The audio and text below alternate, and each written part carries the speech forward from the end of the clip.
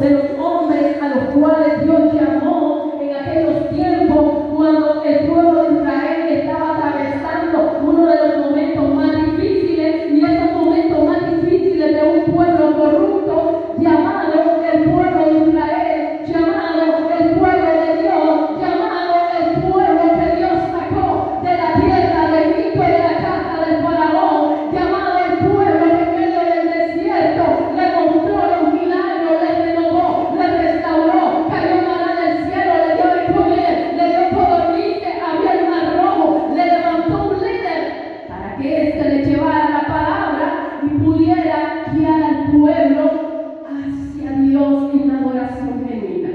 El pueblo se ensoberbeció, el pueblo se olvidó de Dios, el pueblo hizo alianzas y se alejó totalmente de Dios. Y una de las realidades que la base profética de los profetas mayores que hemos leído, y Isaías comienza con el funeral de uno de los grandes reyes. Por 52 años, Usías estuvo ahí delante del pueblo. El pueblo se engrandeció, el pueblo se hizo la temporada de la prosperidad y se materializó y se llenó de soberbia en su corazón. Y es que esta es una de las realidades, que cuando Dios lleva la bendición a cada persona comienza a apartarse de la visión de Dios. Y muchas veces yo lo he dicho en mi corazón: Señor, si tú sabes que yo me voy a apartar con esta bendición, no permitas que llegue allí, porque es más preferible estar aquí, Señor, aguantando pero con tu presencia sobre mi vida, antes que estar con la gran prosperidad en mi panza llena, pero mi corazón alejado de ti. Y esa es una de las realidades que cada creyente debe de saber, que al llegar la prosperidad en su vida, o traerá la bendición, o traerá una separación total de la búsqueda de su relación delante de Dios. Muchos nos acomodamos. La experiencia de nuestro país es muy grande. Cuando nuestro país hubo un tiempo que estuvo siendo sacudido de una forma por las legiones demoníacas, a través del tormento, a través de la violencia, a través de la guerra. Yo quiero decirle que entonces el pueblo buscaba del Señor, el pueblo ayunaba, los jóvenes iban a los bíblicos, los jóvenes se inscribían, era barbaridad de gente que las iglesias no resistían, porque ahí estaba el pueblo buscando de Dios. La vigilia hasta la mañanita, los ayunos pasados, ¿qué pasaba? Ahí estaba la gloria de Dios, aunque tu panza estaba vacía, pero ahí estaba la gloria de Dios. Ahí estaba la presencia de Dios. Orabas, ayunabas y buscabas de Dios, pero ya vino e inmediatamente llegó la bendición, y todos con sus grandes templos ya no eran aquellas casitas de barro, de adobe, ya no eran aquellas casitas de tablas, de ripio, de rejilla o de tablilla de majahue. Ya no eran así los templos, ya eran los templos de ladrillo, los templos de bloque, los templos con perlines. Era diferente. Tu casa, tu refri, tu cama, ya no había catre, ya no había nada de esto. Pero ¿qué pasó? Las personas comenzaron a descarriarse y apartarse del redil del Señor. Y muchos hoy andan descarriados, y muchos de esos descarriados han muerto sin Cristo, sin Dios y sin esperanza, porque se aparta de Cristo. Dice la palabra de Dios que se rehúsa a conocer la verdad, que la verdad es Cristo, y le desecha, es condenado. A otros Dios les ha permitido todavía estar en vida para que puedan arrepentirse. Pero el rey Usías, el capítulo 6, que inicia con el funeral de Usías, Isaías nos comienza a contar que Usías era un hombre que reinó 52 años trayendo prosperidad material y gran esplendidez para Israel. Pero aparte de eso, había corrupción, había inmoralidad,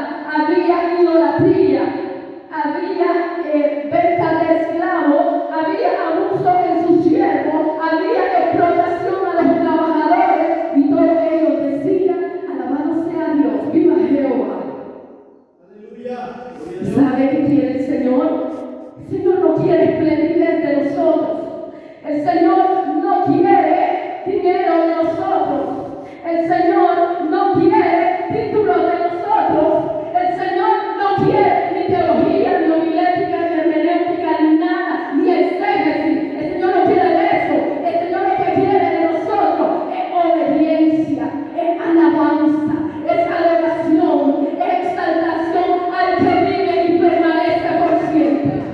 Y eso no lo da ninguno de esos títulos, mi hermano. Cuando el hombre más va a la teología y no busca de Dios, más vacío y más hueco en la palabra en su corazón. Es preferible recibir la revelación de parte de Dios que estarte capacitando en la teología.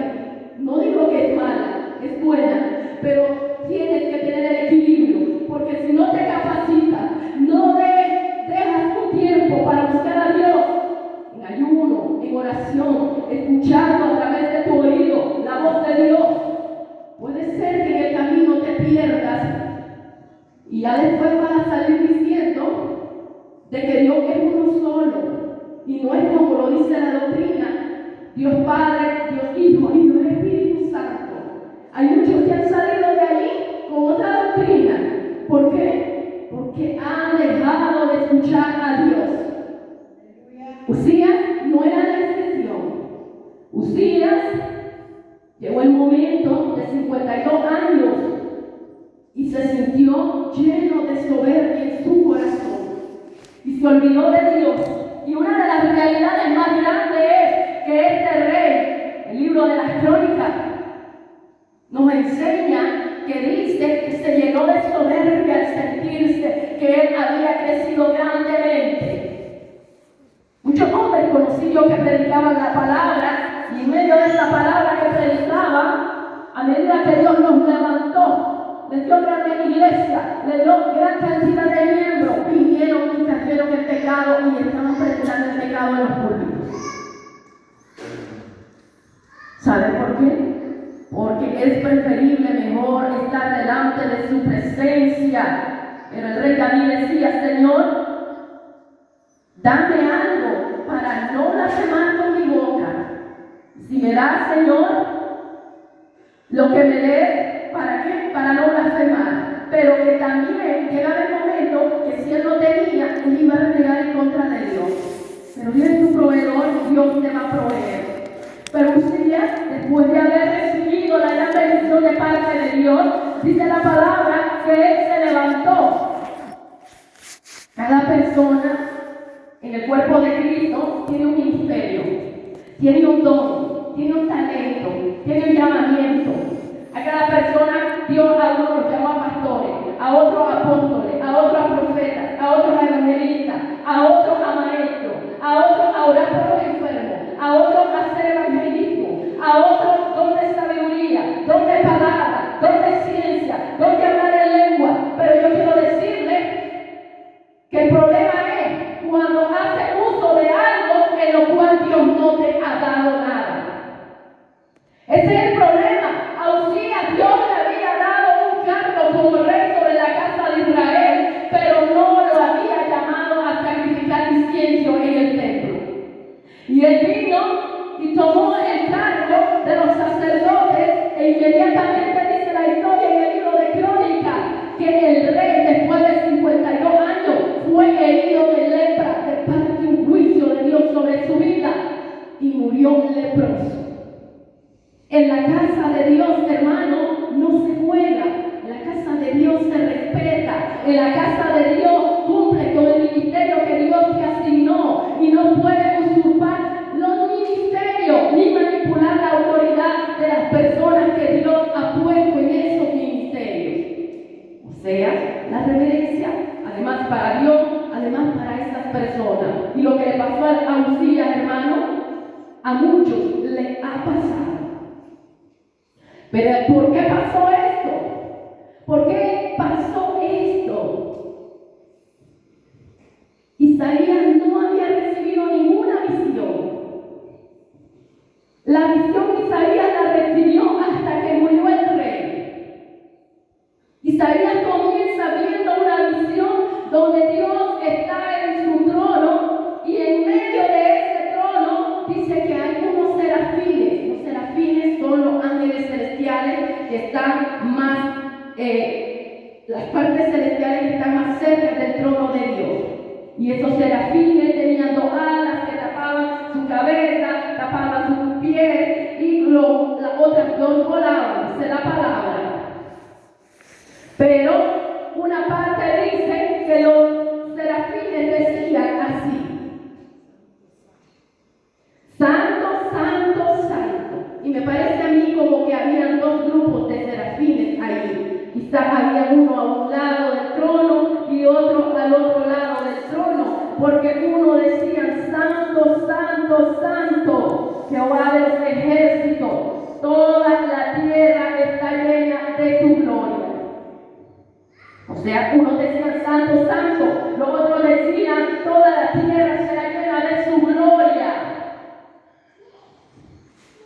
Pero si nosotros en la magnificencia, en la esplendidez, en la soberanía, en la grandeza, en todo lo que es infinito y que trasciende la grandeza de Dios en su trono, nosotros le pudiéramos ver. ¿Usted cree que así con este cuerpo corrupto, terrenal, que está viciado del hombre viejo y de los deseos de la carne, aunque usted se atenga a la prueba y la tentación viene a su vida de una y otra forma, cree usted que puede ver a Dios?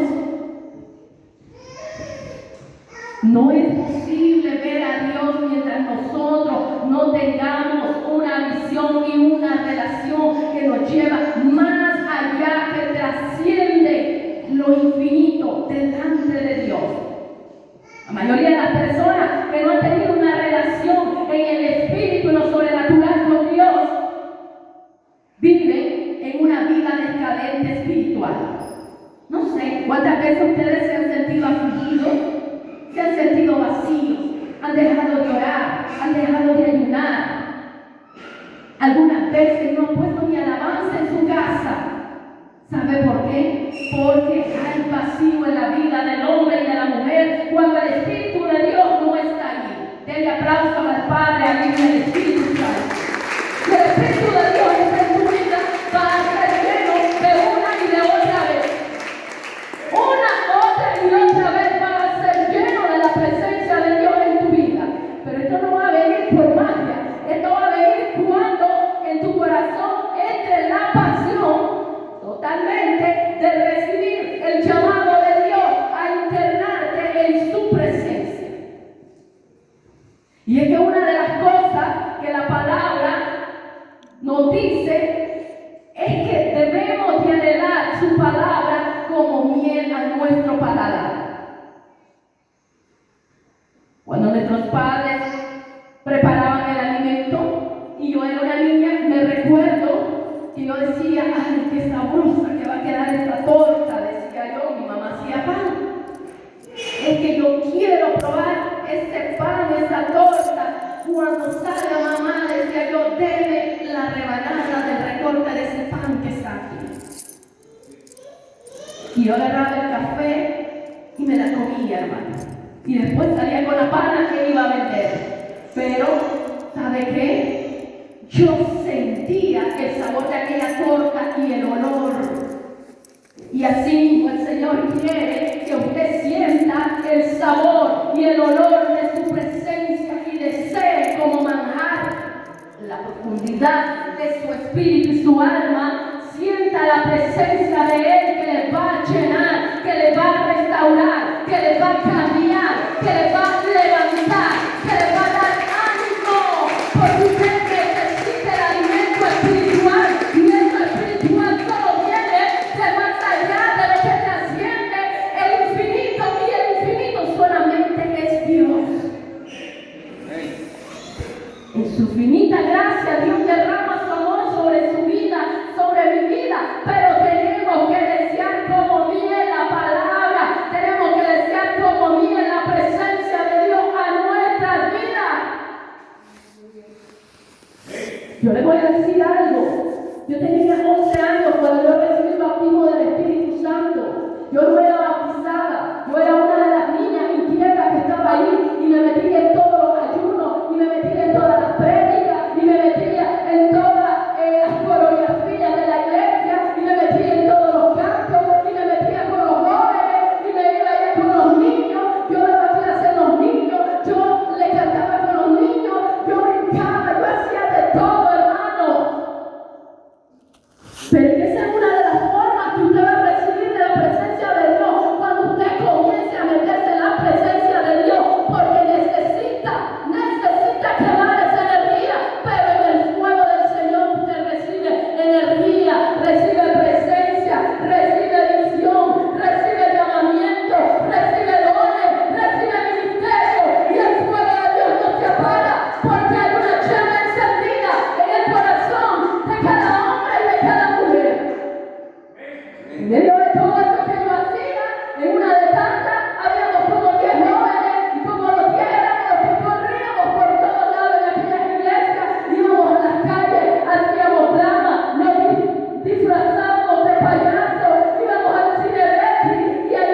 montones de niños. Y entonces nos disfrazábamos y hacíamos un canto. Que ahorita de tanto ya, en mi Rey Jesús, algo así decía el canto. En mi Rey Jesús, algo así. La cosa es que estamos disfrazados de payaso y le predicábamos a los niños, hermano. Y me recuerdo que una vez estaba con mi hermana Maura, la esposa de hermano René, hermano, ¿y sabe qué pasó? Una actividad para unos niños, había 300 niños en ese cine de aquí. Y la chihuahua de la nariz se nos cayó, se nos reventó el hule. Y ahora, ¿cómo vamos a hacer, hermana Maura? No puedo salir sin esa cosa en la nariz. Me voy a ver fea. Usted va con eso aquí y yo no. ¿Sabe qué, hermano? Ese día, después del canto, les predicamos a los niños y alrededor como de 50 niños aceptaron a Cristo. Y en medio de eso que nosotros buscábamos del Señor, porque andábamos por todos lados haciendo esas actividades, allí la presencia de Dios cayó sobre nuestras vidas y nosotros ni siquiera pedimos el Espíritu Santo, pero el Espíritu Santo de Dios cayó sobre nuestras vidas. Caímos como ebrios, hermanos, que no podíamos ni levantarnos. Cuando comenzamos a orar a las 11 de la mañana y cuando nos levantamos eran las 4 de la tarde. Estábamos débiles y no nos podíamos controlar de la presencia de Dios. Y yo creo que Isaías aquel día que contempló la gloria de Jehová sobre su trono, asimismo sus rodillas se debilitaron y Ezequiel lo dice que él no se podía afirmar. Cuando usted va a ver la visión de Juan, dice que Juan no se podía sostener delante de Dios y su presencia. Cuando usted va a ver a Daniel, dice que Daniel no se podía sostener delante de la presencia de Dios. Es que Dios a nosotros nos tumba y no hay quien resista su presencia. Cuando la gloria de Dios llega a nuestras vidas, tenemos que ser quebrantados, tenemos que ser arrojados, tenemos que ser moldeados, tenemos que ser derribados, porque lo primero que Dios derriba en nuestras vidas es la personalidad, es el ego, es la envidia, es el odio, es la amargura, es todo mal pensamiento, nos lleva cautivo, dice Cristo, a la cruz. Y después de eso viene la gloria de Dios sobre tu vida. Y una de las causas que hoy quiero decir que hoy la gente no recibe es porque se le dice, hermano, ¿va a predicar? No. Hermano, ¿va a cantar? No. Hermano, ¿vamos a evangelizar? No. Hermano, ¿cuándo va a venir al ayuno? Vamos a hacer una cadena de tantos días, 3 hermanos cada día. No, tengo que trabajar. Hermano, ¿va a orar en la radio? No, me van a escuchar. No es posible. Para todos, no. Pero yo te digo que hoy Cristo está buscando a todos aquellos que dicen, heme aquí. A eso es que Cristo está buscando y le está haciendo el llamado que se levanten como atalaya a predicar su palabra. Le está haciendo el llamado que se levanten como hombres de Dios. Todos los hombres de Dios renegaron. Todos los hombres de Dios pusieron palabras en su boca poniendo excusa. Tú no eres la excepción. No sé cuántas has puesto. Moisés dijo, yo soy tartamudo y no puedo hablar. Abraham dijo, pues yo solo con mi esposa no me voy, me llevo a mi padre Taré y a mi sobrino no.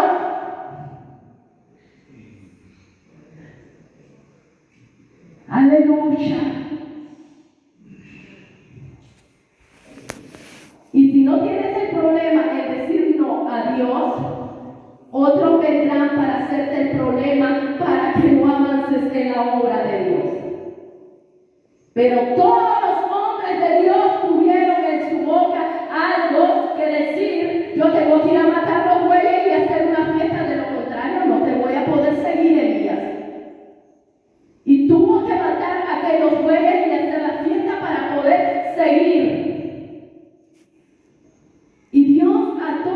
le ha venido llamando de una, de otra forma. Jeremías, no, yo soy un muchacho, yo no puedo hablar. Isaías, no, yo soy un hombre de labio inmundo, yo no puedo ir a cumplir con el mandato que me estás dando. Ezequiel, no, yo no estoy preparado, no tengo firmeza en mis pies, apenas ni me puedo levantar. Pedro, soy un pescador y estoy yendo a pescado. Pero cuando el Señor te toca, te quebranta, te moldea, te transforma, a las buenas o a las malas vas a tener que seguir a Dios. Y entonces dice, niéguese cada uno a sí mismo, tome mi cruz y sígame. Porque si hay el llamado de Dios, el llamado de Dios a cada persona a que cambie, el llamado de Dios a un ministerio, el llamado de Dios a desarrollar los dones, el llamado de Dios a predicar, el llamado de Dios a evangelizar, ir y predicar el evangelio a todas las naciones, ir y predicar el evangelio a tus vecinos, ir y predicar el evangelio a todas las personas que viven aquí en Stanley. A eso es que Él nos comisionó, pero tú yo creo que estás diciendo, a mí no, Señor, yo soy un niño. A mí no, Señor, yo soy falto de palabras, ni sé cómo evangelizar. A mí no, Señor, porque yo soy de labios inmundos, no tengo buen testimonio. Yo te quiero decir que de lo vil de este mundo, Dios lo ha llamado para avergonzar a los sabios. Y tú eres una perla en las manos de Dios. Antes eras un carbón lleno de pura suciedad, de escoria, eras negro de tanto pecado, de tanta maldad. Pero dice la palabra de Dios de que Él mismo es el que transforma tu vida. Él es el alfarero. ¿Y sabe qué? Él también dice, como nos hace perlas preciosas, es como un joyero. Y hermano, Gerardo me va a entender esto. El joyero, para que una pieza brille, tiene que pasar por varios procesos. Y el carbón negro, feo, nadie le hace caso. ¿Por qué? Porque solo para encender el fuego o para, le ponían en el pasado locomotoras o trenes y se encendía la fogata para que ellos avanzaran. Para eso era el carbón. Y ahora pues lo ponemos y ahí asamos un pollo en la parrilla. Pero este carbón, cuando tiene mucho tiempo allá en sus almacenes a profundidad en la tierra, ahí se saca una piedra la cual se convierte en algo que se llama diamante. Después de 100 años el carbón llega al proceso y se hace un diamante. De algo tan feo, tan negro, tan inservible para nosotros, al llegar a tener un diamante en la mano de mucho precio y de mucho valor, es que allí, hermano, yo puedo ver que está también la gloria de Dios sobre su creación. Yo puedo ver la gloria de Dios sobre su creación. Y es que el Señor quiere que tengamos una experiencia, pero una experiencia que cambie nuestra vida. Dios a usted la ha llamado y usted quizás se ha negado. Dios quizás le ha llamado en la mañana, en la madrugada a orar y muchas veces se ha negado. Dios le ha llamado a ayunar a usted quizás varios días y usted ha dicho otra oportunidad, quizás no es la voz de Dios que estoy escuchando. Dios le ha llamado a cambiar su vida de la forma como vivía antes y también muchas veces nos negamos porque no queremos ser transformados de esa forma.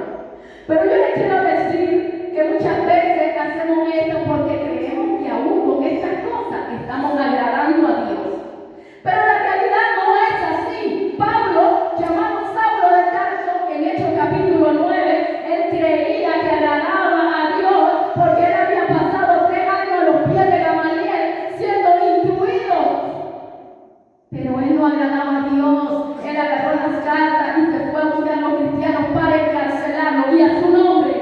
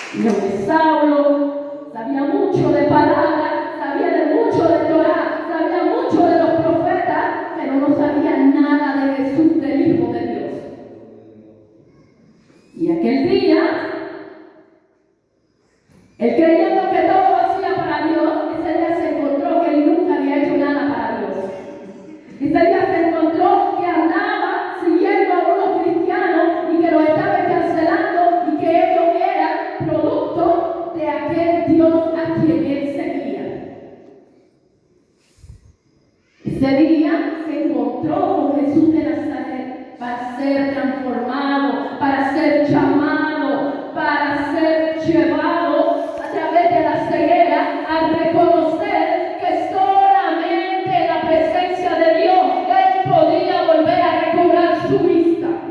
Y aunque los que estaban alrededor escuchaban, pero no miraban nada de lo que Pablo estaba en ese momento recibiendo de parte de Dios. Solamente Saulo, que después se llamó Pablo, recibió esta visión. Viendo aquella luz que iluminó su camino para ser transformado. Yo no sé a ustedes cuántas veces Dios le está llamando para que entren en otro nivel de su vida y ser llenos y captados a través de la presencia del Espíritu de Dios y ustedes no le pueden entender. Muchas veces Dios nos llama a orar por nuestros hermanos, pero como no está acostumbrado a escuchar la voz de Dios, dices, no, esa es mentira lo que está pasando. No puede ser de Dios. Yo soy más joven, él es un líder de la iglesia. No, Dios no me puede estar llamando a que yo ore por él. ¿Sabe por qué? Porque muchas veces no entendemos el llamado de Dios, pero Dios nos llama de una y de otra forma a servir en la obra. Y una de las cosas más grandes es cuando Él quiere mover su gloria. Y aunque usted sea el que barre en la iglesia, pero si Dios lo llama a orar por su pastor, usted tiene que ir y poner las manos y orar por su pastor. Porque cuando Dios te llama, no está viendo cargo. Dios lo que está llamándote es que lleves el desarrollo del don de sabiduría y discernimiento a través de la oración a la persona indicada, a donde Él quiere derramar su gloria y su presencia. Muchas veces Dios me mostró en mi vida personas que yo tenía que orar, pero como yo era niña en tamaño, era joven, yo no lo entendía. Y esto yo se lo digo porque Dios habla de una, de otra y de otra vez. Y a medida que yo fui escuchando la voz de Dios y las revelaciones en los sueños, de que orara por aquellas personas que me rodeaban, entonces yo comencé a entender que era Dios que me hablaba. Samuel recibió el llamado de Dios, pero no sabía que era Dios que le hablaba. Y dice que fue donde mí y le digo, ¿por qué me llamas? No, le dice, yo no te he llamado. Y así fue 3 veces, y esas 3 veces pudo confirmar al final de que le dice, si vuelves a escuchar la voz, di, heme aquí que tu siervo escucha. El Señor quiere que en esta noche usted levante su mano derecha y usted diga, heme aquí, Señor. Levante su mano derecha, mi hermano, y diga, heme aquí, Señor. Heme aquí, Señor, hermano, pero pronúncialo con fe. Pronúncialo con fe, hombre de Dios, mujer de Dios. Pronúncialo con fe. Heme aquí, Señor. Aleluya. ¿Por qué? Porque Dios quiere confirmar que si en nuestro corazón hay abnegación hacia su presencia y hacia el desarrollo de su obra. La obra de Dios solo puede avanzar cuando en nuestras vidas hay decisión de avanzar. Una de las necesidades más grandes en la vida del hombre y de la mujer es la presencia de Dios. Muchas cosas no las podemos obtener porque no hemos sido procesados por Dios. Entonces, Dios primeramente va a quitar todas nuestras asperezas, nuestras durezas, nuestra imposibilidad para nosotros, porque todos decimos no. Entonces Dios tiene que comenzar a cambiar tu lenguaje, a que digas sí, heme aquí, Señor, sí, me voy a esforzar.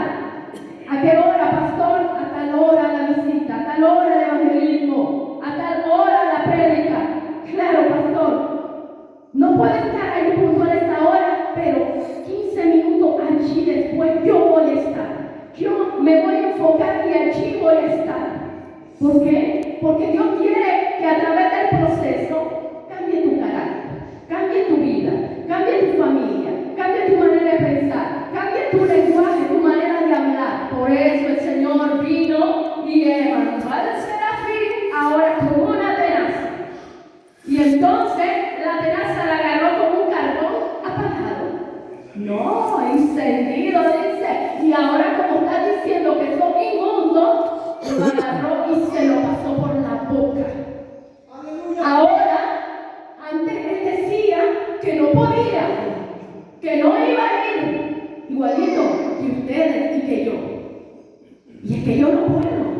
Y es que como yo estoy trabajando, decía el Señor, ¿cuándo va a haber tiempo para evangelizar? Pues que no tengo tiempo para ir al hospital, porque con este trabajo de 8 a 6, 7 de la noche, ¿quién va a ir al hospital, Señor? Pues entonces el Señor tuvo que comenzar a tratar también con mi vida, y de muchas formas. Entonces, ¿qué hizo con Isaías? Agarró el carbón con la tenaza, el serafín, y fue y se lo pasó por la boca, y se le quemó la boca a Isaías. Santo es el nombre de Dios. ¿Sabe qué pasó? Que ahí en la boca, dice Salomón a través del proverbio, hay poder de vida y hay poder de muerte.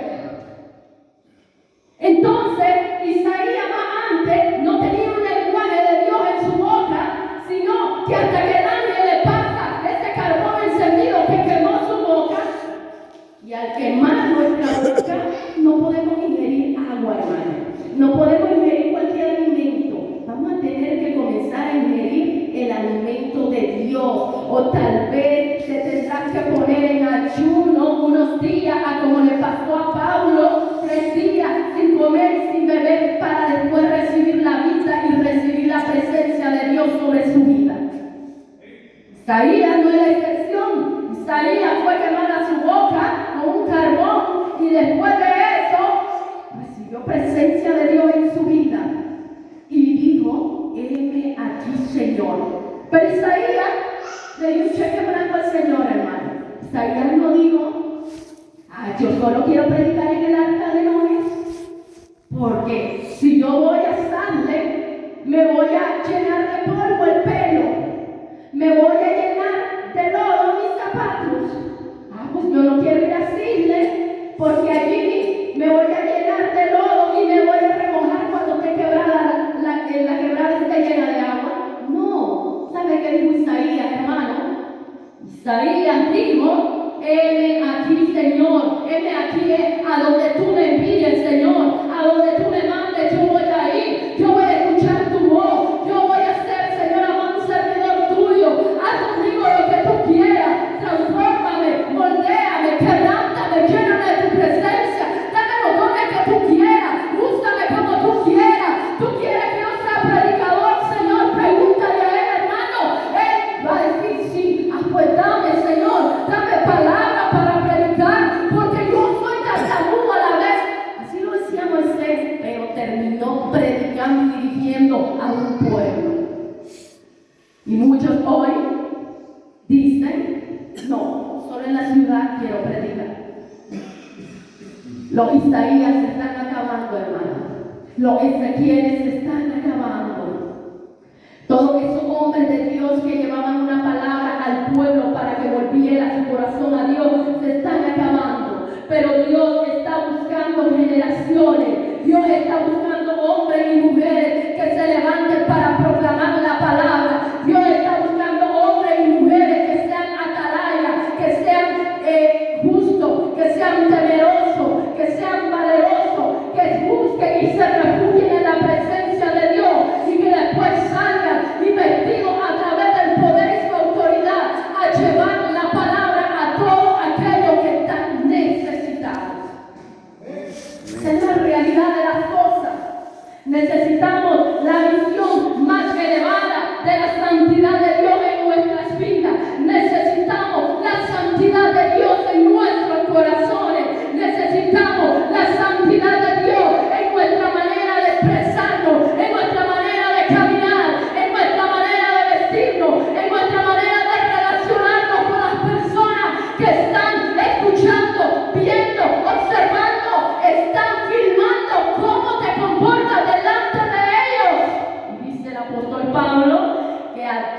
luego vendrá el acusador para acusarte si no estás haciendo lo correcto delante de los que dicen que tú eres una carta leída ante el mundo. Por lo tanto, todo aquel que le gusta el evangelio, todo aquel que le gusta predicar la palabra, todo aquel que está en este camino no puede volver atrás. Usted puso la mano en el arado. ¿Cuántos de ustedes aquí tienen bueyes para la tierra? Ninguno, pero los conocemos. Los bueyes son dos bueyes del mismo tamaño, del mismo nivel, del mismo carácter, y allí van con un aparejo que le ponen en su cabeza, en su frente, y ahí va aquel hombre con un arado detrás de ellos y con un chuzo. ¿Sabe para qué? Para ir arando la tierra y ir indicando al buey, porque cuando se canse se quiere detener. Entonces a veces el Señor tiene que chucear nuestras vidas con pruebas para que le busquemos en ayuno, para que le busquemos en oración, porque si no es con la prueba, si no es con la lucha, usted y yo no avanzamos, morimos en el camino. Es necesario que cuando pongamos esa mano que ya está puesta en el arado, no podemos volver atrás, hermano, porque si no, ese surco va a salir torcido. Y el Señor quiere que vayamos por el camino estrecho, por la puerta estrecha, por el camino que va en línea recta hacia Él, porque Dios no es de torcidos, hermano. Dios es recto en sus caminos. Los torcidos